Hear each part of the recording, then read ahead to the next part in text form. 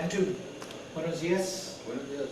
And thank you for agreeing to be part of this interview.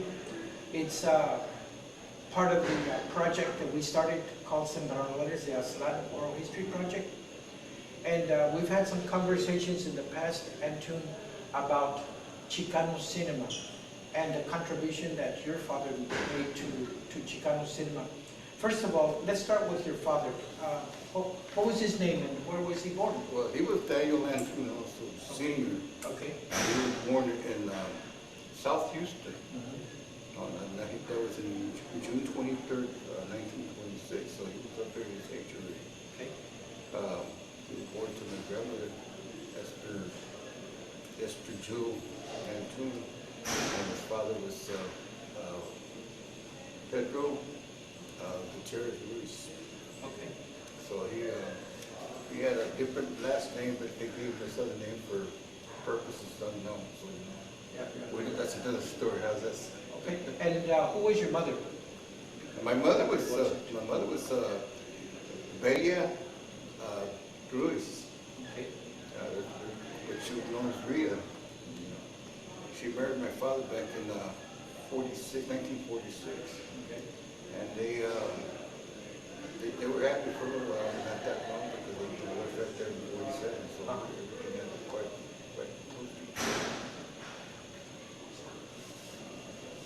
close. Now, in previous conversations, Antoon, you mentioned that your father did a number of jobs. But before we get into that part, tell us a little bit about his education. Well, he went into, as far as he could, in the military. He was in the Navy. He finished his school, he got into the GED program. Then he got into a little college private deal that they got off of where the ship he was at. It was in the U.S. Saratoga that he was on. Okay. That's the one before this one that they got now. He got a, what you call a course with the draftsman. And when he got out, it was kind of hard for him to find a job because, the draftsmen, everything were strictly all white people. You couldn't get a job because you were colored like us, like we are, brown or red, how you want to say it. They didn't hire them. It was hard for him to find a job. But the only thing that my father survived mainly was he was a disabled veteran. So he was getting that little extra money right from the side to help him a lot. So with that money, he decided to try entrepreneurs, different types of trades and stuff like that. And he completed quite a bit because when he died, I was cleaning up his house to pack everything that had to be packed. Yeah. And I run across like 2 degrees and a couple of more, what you call, when you go to do trade school, the degrees, the little certificate, there was 3 of those. Okay. And what areas? Okay, his area was electronics, refrigeration and washing machine, repairs. Okay. And then another one was he was a CPA. Okay. Certified public accountant. Yeah. Okay. And then the other was where he showed that where he did the drafting, where he completed his course of drafting. Okay. It was like a little college certificate. Okay. And then his GE class mark that showed that he did everything. Okay. He had quite a number of education, more or less. He was pretty bright. Okay. He read a lot, so that kept him busy, learning a lot more because he had a lot of book learning as well. But he had a lot of on-hands, because he used to repair things like he would buy cameras that were like nobody wanted because they were broken or something like that. And he would take 2 or 3 of them, put them together, and take parts out of one and put it in there and overhaul and make one. Yeah. People even do that today? Yeah. Yeah. So what, tell me, Antoon, and this, I understand in talking to you earlier, that when you were in your mother's womb, your father and your mother were out in Cuero, Texas? Cuero and Bastrop and little towns all around the area. Okay. And this was in what year? I say it was in 46 because I was born in the middle of the month, which is in May of 47. Okay. And I remember him talking about how him and Mom used to go up to Cuero and they had a little panel truck. And with the panel truck, they used to back it up to a brick wall and had put something on the wall to show you. And at that time, those Mexicanos and anybody else that wasn't wanted in the regular white theater, they couldn't go into those theaters because they weren't allowed. But he would have his little crowd, you know. He wouldn't charge them nothing because he was making his money off the concessions, you know. That's what he was making. Like he was so called popcorn, which they called palomitas at that time. And he would bring maybe some certain type of chocolates that would last, and pickles and soda waters, and once he got a local machine, he made raspas. So it was all out Chicano Tejano type style deal. But he catered to the people that couldn't go to those movie houses where they say, hey, Mexican, you're not allowed here, or hey, brown brother, you know, get out of here. They were pretty rude at that time in those places. Now, during the time when your father was showing films in Cuero, Texas, do you know where they used to live at that time, in 47? They lived in a place called Woods Alley. But that is out there close to where the Allen place is at. Allen Parkway? Allen Parkway. It was further down. It was part of the old shanty shack town, more or less. They had a lot of little, like, one-bedroom houses and maybe 2 rooms, like the back room, and that was it. And that was called Woods Alley. That's a long time ago. And when they put the Gulf Freeway, all that was torn out. You know, a lot of that was. But I have some pictures of it, where I was running around, and you can see the Woods Alley houses in the background, and my mother was holding me as a baby. You can see the houses we lived in. Okay. And they were shanty houses. You know, that was part of the life that we had. You know what I mean? And growing up, we always lived in some kind of shanties. Now, kind of give us a chronology, Antoon, with regards to the things that you saw at what age, and then come as far as you can, whether it was a certain camera that your father was using, where did he buy these cameras, etc. So let's start from the earliest time when you saw your dad with a camera to show films. What year do you think that was? Well, that was back in the 70s. That's when I came out of the military, and I must have been about 20 years old at that time. But I know that Dad would go to the Salvation Army and to the Goodwill at that time, and he would buy cameras there. Movie cameras? The little Belling house. Okay. And then he would buy, he bought a projector with 16 millimeter. You know. So he would rent the movies from this place off of, if I remember, it was San Jacinto. It was a place there that rented films to different tech organizations, and they could keep them for so many days, and they showed films. Because I remember he used to take the films to this place on Brooks and Gentry, where they had like a big wall built, like, you know, somebody built the wall there, and then he painted it all white. And I think the gentleman that was going to do it before kind of backed out, but my dad stepped in and started showing the movies there again. And this was in Northside? It was in Northside. Here in Houston, Texas? Here in Houston, Texas. Okay. And I remember that I went up there one time and saw a movie with him, and I was pretty pleased that he was doing that, because it would remind me of the stories that he told me when he was young, at my age, more or less, that he was doing that just as well. So it followed up, you know, to see him doing what he was doing, because he had a popcorn machine, he had a snow cone machine. Being the entrepreneur that he had everything done, you know. Do you remember some of the films that your dad showed? Well, it was local films, like maybe Tarzan or you know, whatever they had out. And he showed a lot of films that the kids would like, you know. And he wouldn't charge them anything to come in to see the movie, but like I say, he would make his money off the concessions.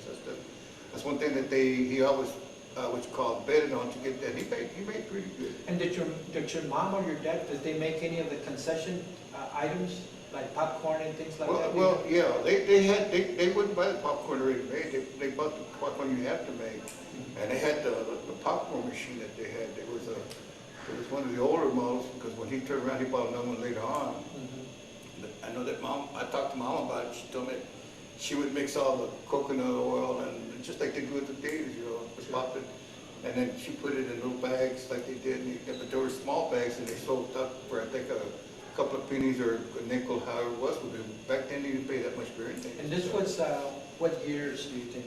It had to be in 46, 47. Okay. Yeah. And they were showing films there at Gentry and No, this was a Cuero. Cuero, Texas. Okay, Cuero and Nashville. okay. Because they knew people over there and they used to go visit them. And they would tell them, yeah, well, what's going on here? How come we can't go to the movie? He says, oh, well, excuse the language, los labios son muy pinche, they won't let you in. I said, that's what they hate to say. And so he says, ¿sabes qué? I'll fix that up. So he would rent movies, I mean, because back then you could get the Mexican movies just as well, in the 16th, I mean. Right. And so he would take movies, show them to los mexicanos que estaban allá, and they asked him, can you get some, you know, the white man said, put me some, like Tarzan or whatever that was. Or, you know, he would show the comedy movies like the Three Stooges or the, you know, Louis and Costello and Laura Hardy, those things. And back then, those things were enjoyed because people had to laugh, and I think that's one of the things that helped a lot of people lose their aggression towards, you know, being held down, you know. And were there any times when you went with your father to show some of these films? Well, I didn't go with him too much because I was going to say my mom was telling me to say. But what they shared with me by talking to me about them, both are gone now. They were kind of equal in their stories, and that was pretty good because I have a reference at the equal point where the stories that they were saying were true, you know. And so you got most of this information from your dad or your mom? Or both. Okay.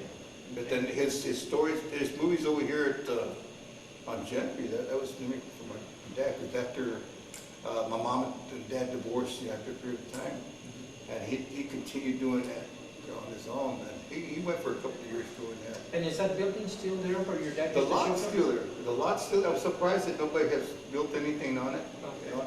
And it's got a green fence around it. I pass by there all the time, and every time I pass by, I just got there. I feel his spirit like doing what he's supposed to be doing, you know.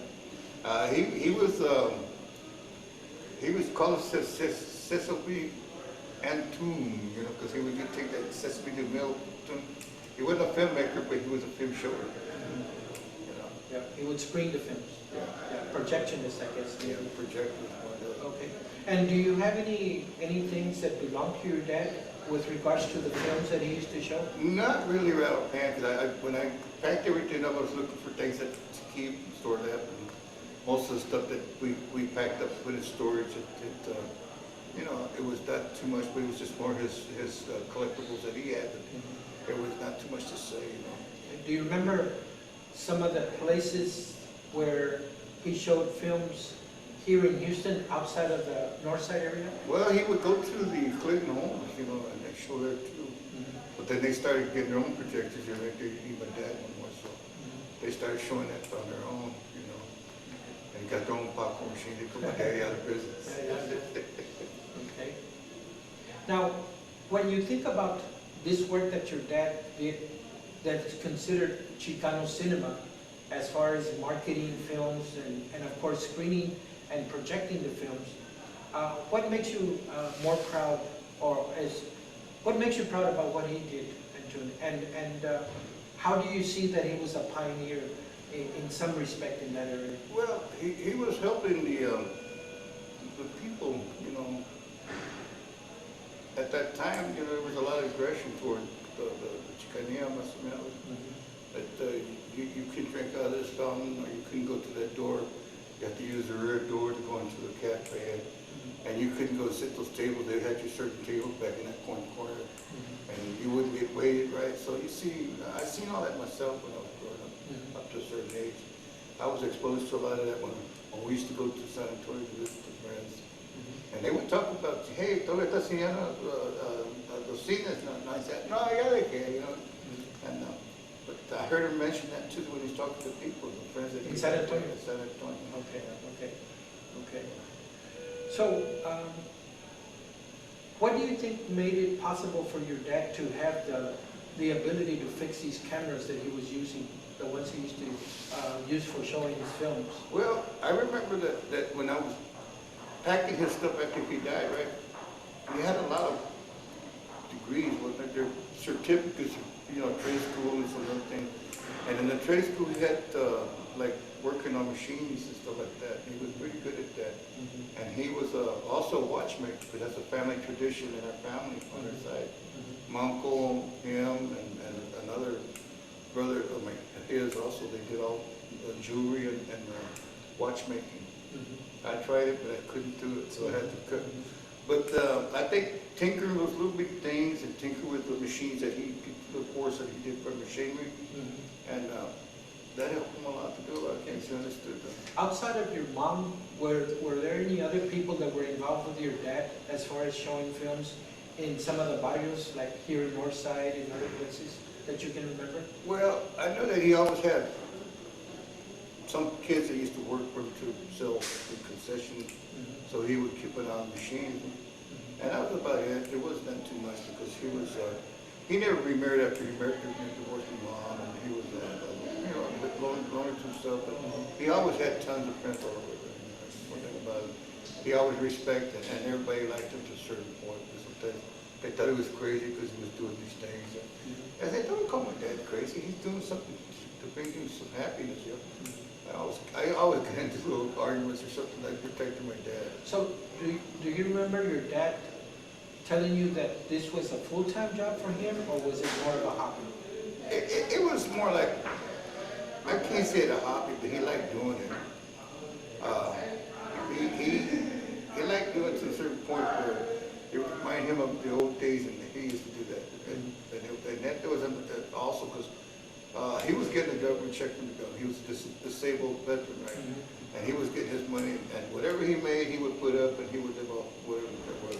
And most of us went like this, because when him and my mother divorced, my check was automatically because it came out of his check.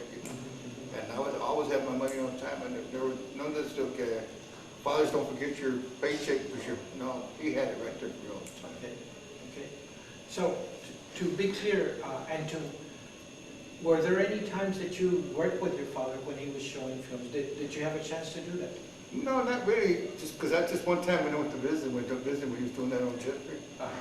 But I also had my own little deal when I was a young kid. Also, you see, I remember talking to my mother caught me showing movies, and it was strictly cartoons that we had, with 8mm silent movies and everything. Well, I would go and buy those movies, and back there was $1 something for the movie. It wasn't expensive. And I would put them on a reel and show them in 8mm. And I bought the little camera, and I bought that at the Goodwill just as well, like my dad did. And my dad said, "Hey, that's a good camera, son." I said, "Well, so I would bring the guys, and I would make popcorn and Kool-Aid and everything else. And your popcorn's gonna cost you from the Kool-Aid 3 cents, whatever you want per cup. And I made my little money on the concessions, and I made my money back for everything, the sugar and everything I had to put into it. And I had a little profit more or less. And where were you living then? I north side on 408 James. I can't forget that house because I was right next to my grandmother's house. So you invited your friends to come and... No, I didn't invite them. I told them they was there. That way they come, they had to pay to get in anyway. Okay. But so they had to pay. Oh yeah, I wasn't going to give it to them free. I wasn't like my daddy. I was a little different. But they paid the entry fee. Was the nickel thing on the coming in. And who were some of the people that came to see your movies? The Falcones, those guys that are somewhere around. I haven't seen them in a while. Just about a bunch of people that were in the neighborhood. Rudy Flores, the Pazinski brothers in the back, man. And then once in a while, I would let the close buddy come in because I knew that, okay, you can come in, but you pay me later or forget about it or something like that. And give us a year or two. When do you think you were doing this for the first time? That was in the 60s, man. That had to be about 62 for that. Okay. Because I was kind of following my dad's footsteps to a certain point. But I would go to his shop sometimes, and I would sit there and I would take a watch apart, and like he would do, and I couldn't put it back together. But I said, "Dad, I can't do this." And where did you get the money to buy these cameras? You said you would buy them where? At the Goodwill and Salvation, like you did, but mainly the Goodwill because it was not that far from where we were at. And I would. The Goodwill located where? On Jensen. Jensen. Yeah. Okay. And there was one located on Hope, just. Okay. And then what I would do, I would cut a lot of yards. I would be an entrepreneur just like my dad. I would go cut the yard for this lady or that lady. And I had me a bunch of yards that I would cut, and I had money. I always had money in my pocket. And then I would go look for stuff to buy, like clothing and little trinkets that I needed. So at one time, how many cameras would you say you had? Well, I had that 8mm, that one, Bell and Howell, the projector. That was one, and then I had the little box cameras. I had about 4 of those, and I would buy it, and it would work. And I would turn around, sell them for a little bit more than what I paid for, because they were all brand new, because I polished them up, paint them, make sure they were working.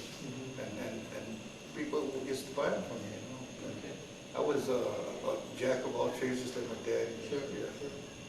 So what makes you proud about what your dad did the most, would you say, Antoon, with regards to him showing the films? Well, What major contributions do you think he made to the Mexican-American community in terms of cinema history?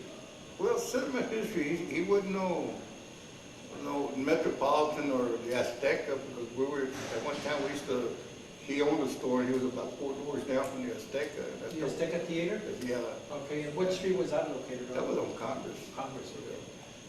And I remember going to the movies at the Azteca. I would come out of the store and I said, Dad, can I have a dime? I said, yeah, that's your amigo. Give me a dime. I would run out to the drugstore, and I would buy those little rock candies they used to have that look like little flowers. They give you a whole bag for about 5 cents, and I would save the other nickel. And I would be the lady at the ticket booth, and oh, it doesn't make you bad. And I would go to sit down and watch the Batman series and the Superman series and all of the DC comics they used to have, and so I used to go watch them. Then once I finished, I would go back there and tell Dad, guess what I just seen? And oh yeah, mijo, you know, it's pretty good. And he says, I used to be the projectionist there, you know. At the Azteca Theater? And I said, Dad, for real? He said, yeah, that was a long time ago, you know, before I decided to move here. And he had a grocery store there. And then every once in a while, we would go to the Ritz, because he knew that I would like to see the Superman and everything. And they used to show it there, we used to go down there. I didn't understand the Spanish back then, but I sure understood the English that they were talking in those movies. And there was that many theaters to go to at that time. You could go to the Majestic, or you can go to everything. They still let you in there. Because by 10, the segregation started to move, and they let you in. But as for my dad, I think he took a lot of pride in doing what he did for the public, you know. I think that he loved what he was doing, knowing that they were under pressure from the whites as well at that time. And so he was a pioneer at that time to step up and try to do something to help his people. You know. Now, I forgot to ask this question. Did he ever register any of his businesses? Some he did. I don't think he registered that movie. It was something that he was doing out of heart. Okay, the movie part, it wasn't a registered No, business? it wasn't a registered thing. It was just a thing that he did. That it first it started off just showing it to friends, but then he said, you know what, show it to the people, because you know they need to come in. And he decided that that's what he did. His friend says, ¿sabes qué? Trae tus palomitas, trae tus everything that you sell, and then the section and stuff like that. And I remember Mama said that she used to open the little bitty Coke bottles, because they didn't have no big ones back then, and pour like a lot with the ice and try to get two silvers out of the bottle. I go, God, that sure wasn't very much Coke you gave the people. Yeah. But they made things stretch, didn't they? Oh yeah, they had to, because you know they make gas money, but that's it. You know, it wasn't the idea about the profit. It was the idea of the matter they wanted to do something for the people. You know? And a lot of people knew them. You know? And when I went back to Cuero to try to ask, you know, Cuero was not as small as it used to be at that time. Right. It grew, and it would have been nice to talk to some people that were there for a while. Says, you remember that when the gentleman come back in 46, 47, they used to show, it can always come, you know, something might happen along the way, but there were other people, also pioneers the same way, but my dad was more like doing it out of heart, that's all it was. He loved doing things for people, so he figured that what he did would pay off in a way, some way or the other in the long run. What is the thing that you remember your mom saying that really stayed in your mind with regards to that business that your dad was involved in as far as showing films? What was the thing that really stuck in your mind about what she used to say about your dad? My mom came up and told me one time, says, "John, man, if your dad would have been in a movie house that was his own, I think he would have been a rich man." And But then I told him, I said, you know, Dad never wanted to be rich. He just wanted to be himself. And she said, yeah, that's true. He was always a person of heart and love. That's all it was. Well, Antoon, I want to thank you for this interview, and I'm excited about this new information that we can bring to the community with regards to Chicano film, with regards to, of course, what your dad contributed. And from what I'm understanding that you said is that your dad really didn't do it for the money. He did it because he wanted to serve the community. Yeah. Bueno, have a good morning, Antoon. Thank you, man. Muchas gracias. Thanks a lot again.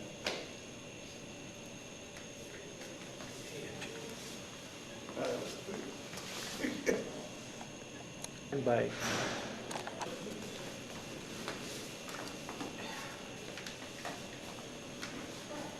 And again. Good morning, Antoon. Good morning. Yes, the topic that I want to talk about this morning with you, Antoon, is a very rare topic that very few people get a chance to hear, and that is the dual identity that you have, Native American as well as Chicano. In previous conversations that I've had with you, Antoon, you've mentioned the Chippewa Nation, you've mentioned the Shoshone Nation, but let's start with, where do you get the Native American heritage from? From what part of your family, your mom or your dad?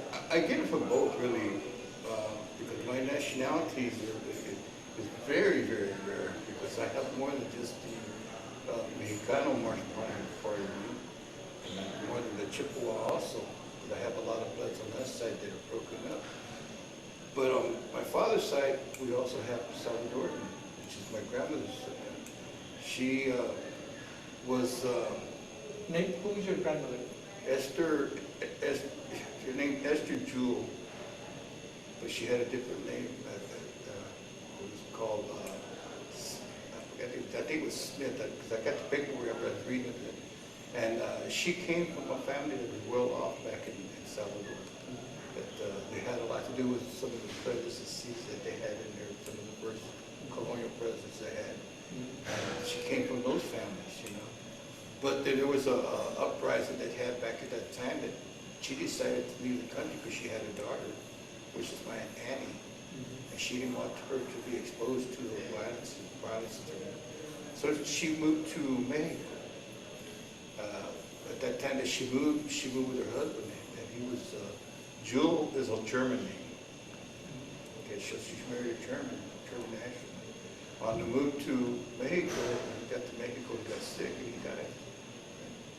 So Grandma decided to migrate to Texas from Mexico, so she did. She came across, at the time you had to go to the checkpoint and just sign your name in and tell them where you're going, and that was it. It wasn't like his day got tons of immigration papers to fill out everything else. At that time it was different. But she migrated to here.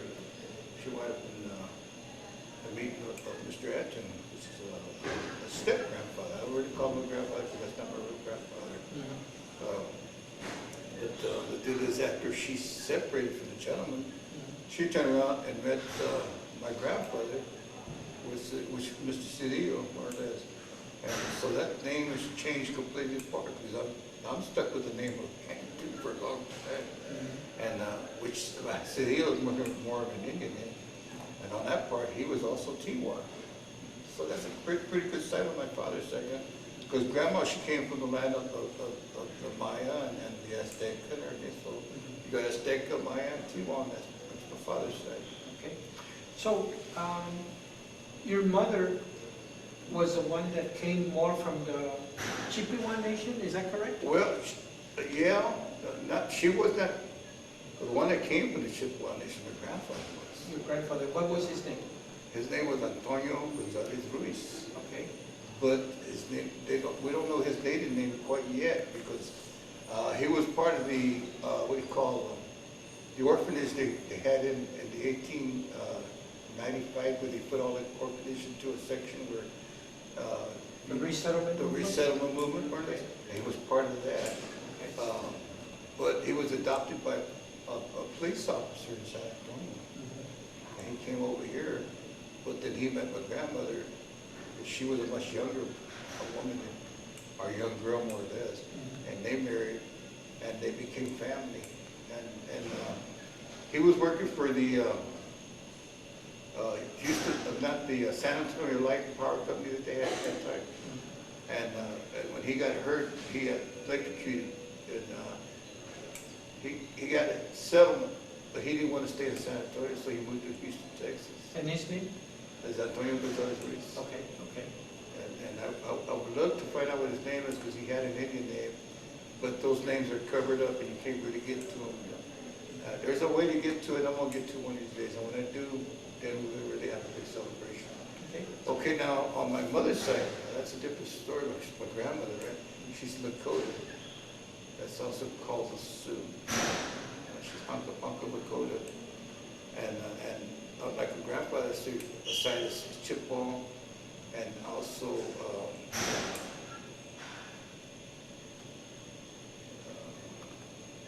it'll come to me in a minute, sorry. But on my mother's side, we had the Sioux, which is Lakota, and there was another one too that we had. And those together are mixed bloods, because that blood was mixed up. That's how come my grandma had to leave the reservation, because the blood was mixed, and they never did like to mix the bloods at that time. And which reservation are we talking about, Antoon? Well, of course, it had the Pine Ridge. The Pine Ridge, and this That's is located in where? the Dakotas, And what state is that located in? South Dakota. South Dakota. That's a pretty big reservation, like about 2 million acres. And did you ever visit any of the reservations when your grandparents were living there, or your parents? Not really, because they didn't have too much to do with it. They were like outcasts at that time. But we had family also that was Shoshone. And they were at the Wind River Reservation. Okay, what in state is that? Wyoming. Wyoming, okay. And also in Oklahoma. And every time that I act up and bad here with my mom or my grandmother, Send you to the reservation? it was I'll take them up to the bus to the reservation, and I was there. I would get there, and at first when I used to ride to the reservation, I was like real negative, because I felt that I belonged there. And which reservation was this?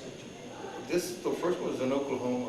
Or you went to? Yeah. And how old would you say you were when you went there the first time? I think I was about 9. And So you got on a bus and went to the reservation? well, they put me on the bus. I didn't get on the bus because I wanted to.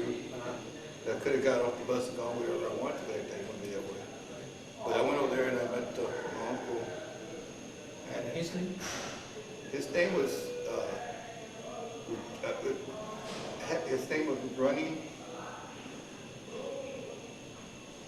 Running was where I remember. It's been a long time. But this man was so kind, man. You couldn't talk back to him if you wanted to. I was up there on one of those guys get fucked up by I couldn't talk to him that way. He would tell me, says, "Oh, you're not gonna be mean anymore." I said, "How do you know?" He says, "Take my word." So at that time when I got to him and he started talking to me, he took me out to the streams to go fishing and everything else, and teaching me the ways, how to, if we hunt something, we had to ask for permission to kill it, and I never asked any permission to kill anything else back, But it's a way of the people, a way of our people, that we ask permission to kill something that we're going to eat, and everything after that is going to be used to make different things. They never wasted anything. They never threw anything away. Everything was used.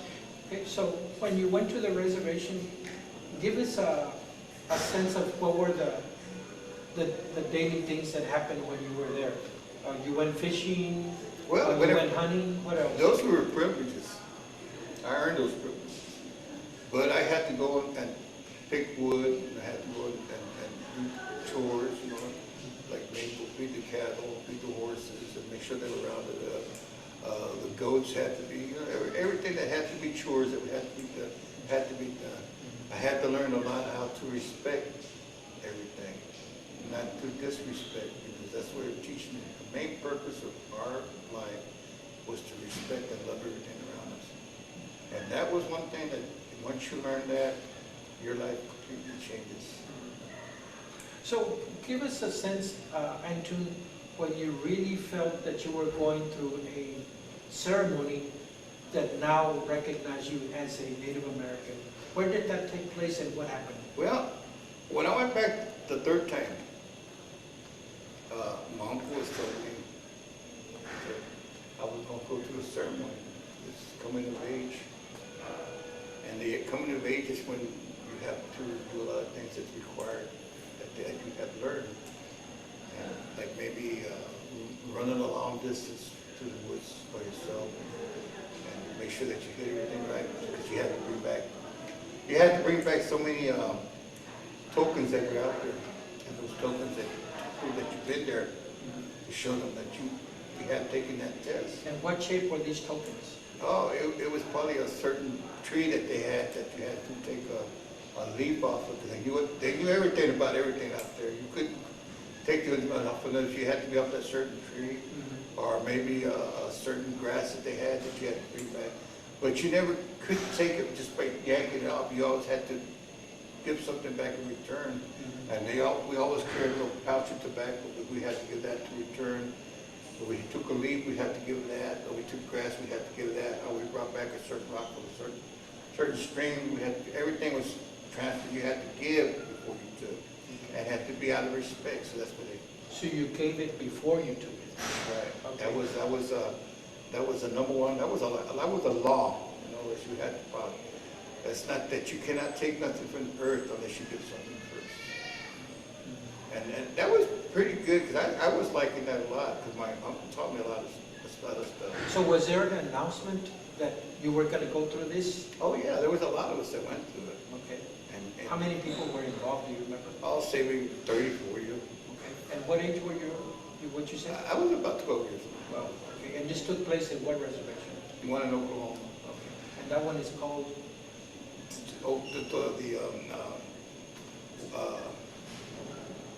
It didn't have a name. It didn't have.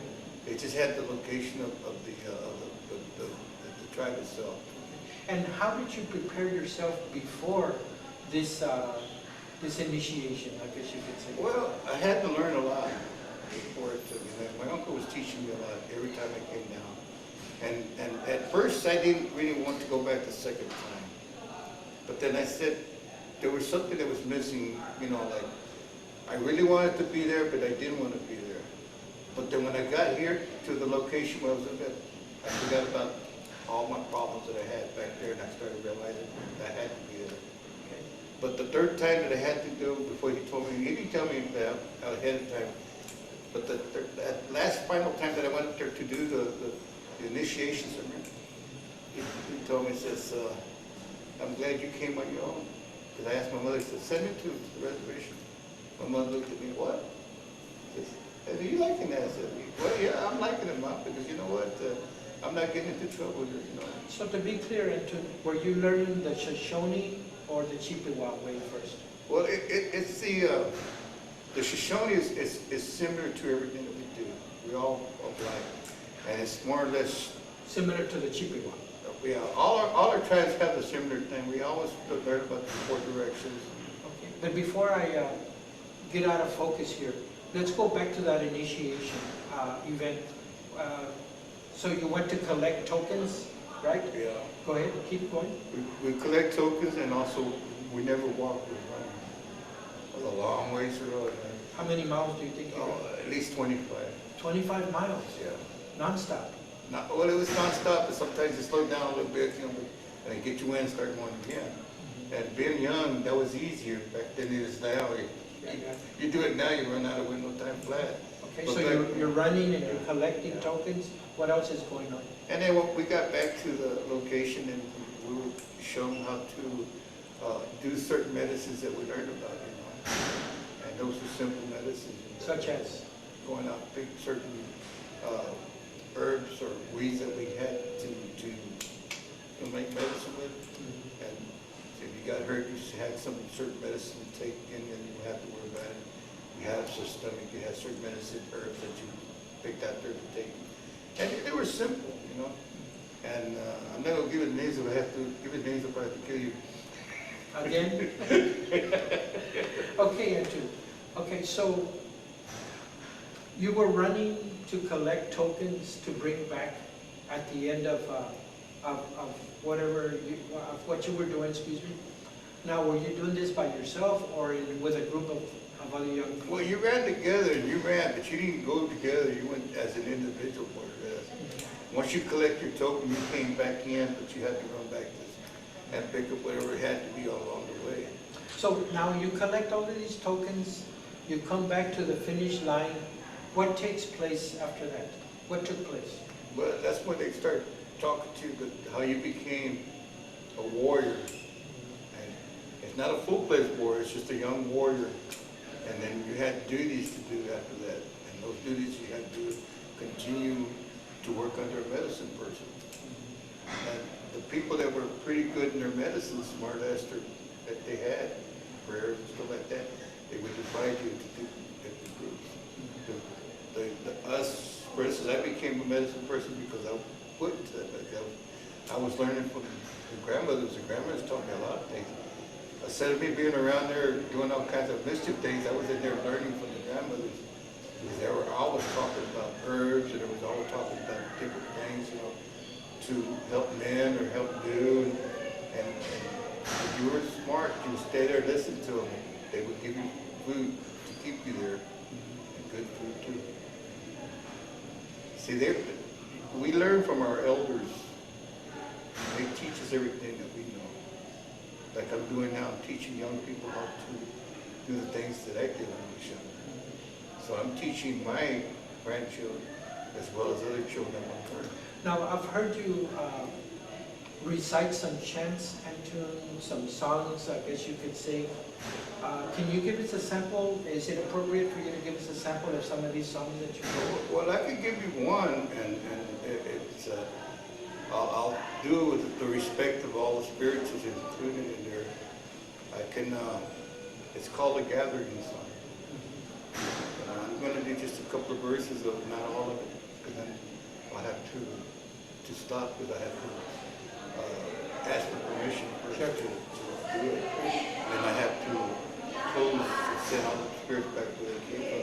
But what I'll do, I'll ask for permission first. And once you finish your document, I'll close it there so they can go back to where they came from. We don't leave any doors open. Because if we leave the doors open, then the spirits will be going everywhere they want to. We have to close the doors that they came from, so they can go back to rest. So when we call them again, they'll come to work with us. So we'll do that towards the end of the interview? Yeah. Well, we'll do it after the interview's over, because it's a prayer and something like that. I would like to keep that with respect as well. And the deal is here that we do things in a different way. So the deal is here that I'll go ahead and do that now if you want. Go ahead.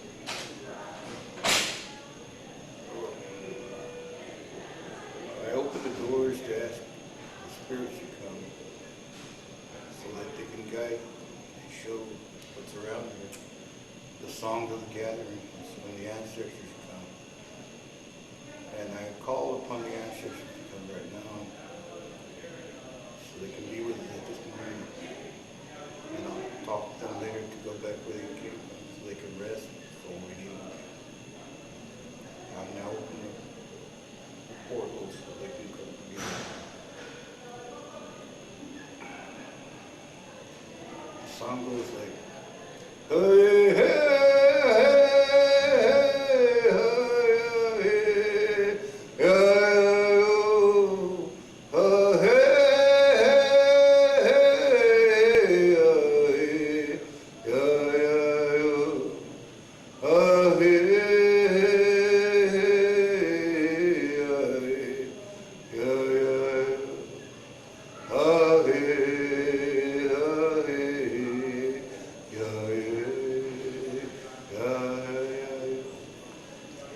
Okay, that song goes to the directions of each one, or north, west, south. North, south, east, and west. Four directions that we call. And also we sing one to the Mother Earth, the Father Sky. That's when we close to say thank you. And who taught you this song for the first time? The medicine people. What year would you say that this happened? Oh, that happened back in I'd say about 65. And what is it about the Native American identity that you're more close to? What part of that Native American life would you say that you're closest to? And what is your role today? Well, my role right now is a medicine person. I help a lot of people with their problems, and I help a lot of people with, if they're hurting, more or less like a curandero, which I got that from both sides. And the medicine person, that person, if you have a bad ache or something like that, you can get rid of, you can come visit me and I'll help relieve it, or if you got problems that you can't want nobody else to talk to, you can talk to me about it. Well, then we'll sit down and try to resolve the problems in the best way possible. And usually, when you talk in a good tone of voice and use the creative, because we don't do that. He does that through us. We're just, like I say, a vessel that he works through us. And who is the creator into the way you were taught? The creator is in the Christian life, you might call him God. But he also has many names because he comes to people in all kinds of religions. Right? He comes to different countries to their way of beliefs also. This is the great creator. This is the one that's made everything around. It's the superior energy, more or less, that we have. Is it considered Father Sky? Well, Father Sky is Father Sky himself, but he's also who that. How would you say that the I am who I am is written in the words of the Bible, more or less, but those words are also said. I am who I am, because that's who he is. He's the great Father of all. Our beliefs is not because we're religious. Our beliefs is because we're connected to everything that's around us. Just like if this painting was made by this so-called person, we're still connected to it. Why? Through energy. The energy that we have in us is all connected. You and I are brothers regardless if you have the last name different than I. We're still connected. We're still related to each other. To be clear, Antoon, because some people might have the idea that as long as you learn the prayers of the Native American community, you can be a medicine man. But let's be clear. What steps does one go through? In your case, let's be specific. What steps did you go through to be initiated as a medicine man, and what was that initiation? Well, I kept going through the transition, this is called transition. I was invited to go to a vision quest, and that vision quest is isolation for 3 to 4 days, or 4 days to 3 days, without no food or water. This took place where? And this takes place up in the mountains of Wyoming. Wyoming, okay. And that was for the Shoshone people, the other relatives. I studied under Benny LaFleur, who's called Mutan. He's a medicine chief as well. Then right after that, I came down and I had to do another, it's called a sun dance.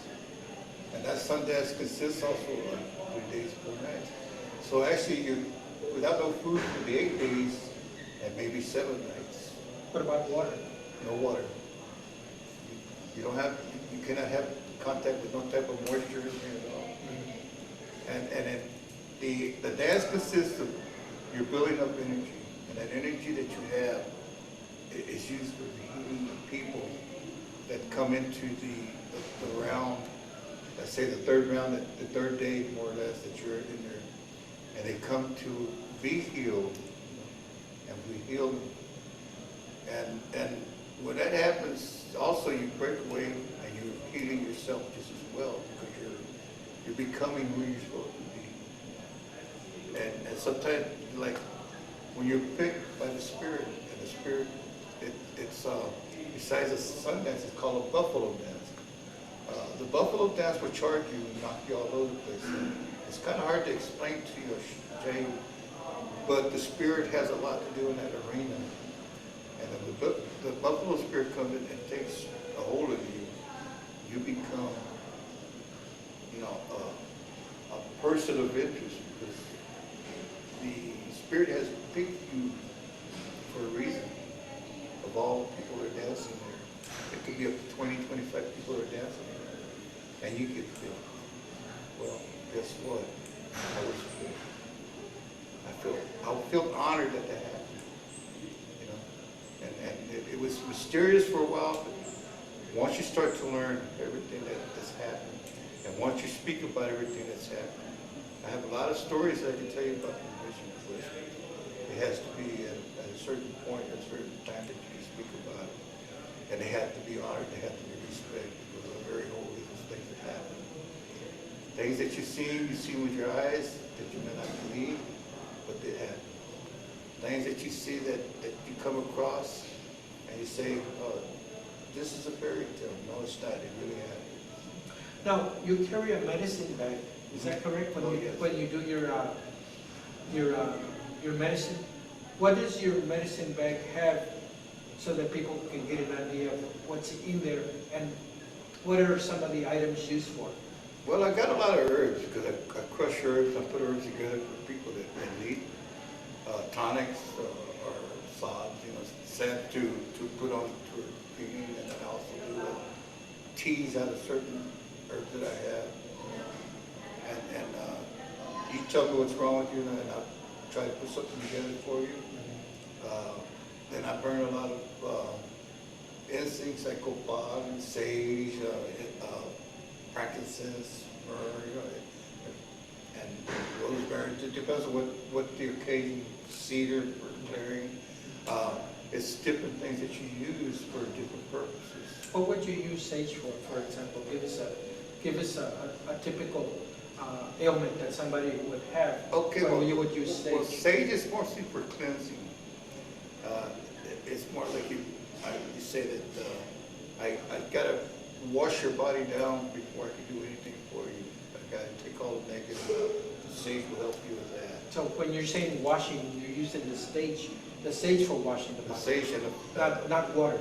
No, it's sage. That's for cleansing the body more or less. Okay. Sure. And that's got to be done with a certain feather of a certain bird. You can't just use any one. I can't give you the specifics on it right now. Sure.